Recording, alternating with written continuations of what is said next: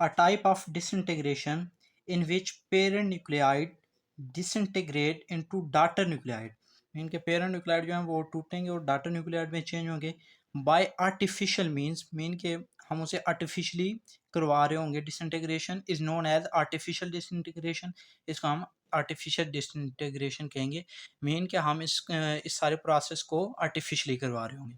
अब देखते हैं इसके एग्जांपल। नॉन रेडियो एक्टिव हमारे पास एक न्यूक्लियस है और उस पर हम बम्बार्डमेंट करवा रहे हैं, हाई स्पीड बम्बार्डमेंट।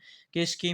न्यूट्रॉन की होगी, प्रोटॉन की, अल्फा पार्टिकल या गैमा पार्टिकल की। ठीक है, तो ये चेंज हो रहा है डाटर एलिमेंट में, प्लस ये चेंज हो रहा है रियल न्यूक्लाई में।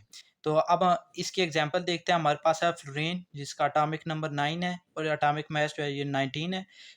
इस पे हम बम्बार्डमेंट करा रहे हैं अल्फा पार्टिकल की। ये अल्फा पार्टिकल है, तो हमारे पास एज अ रिजल्ट जो है ना, ये एक प्रोटॉन जनरेट हो रहा है और इसके साथ नियॉन जनरेट हो रहा है Ne10।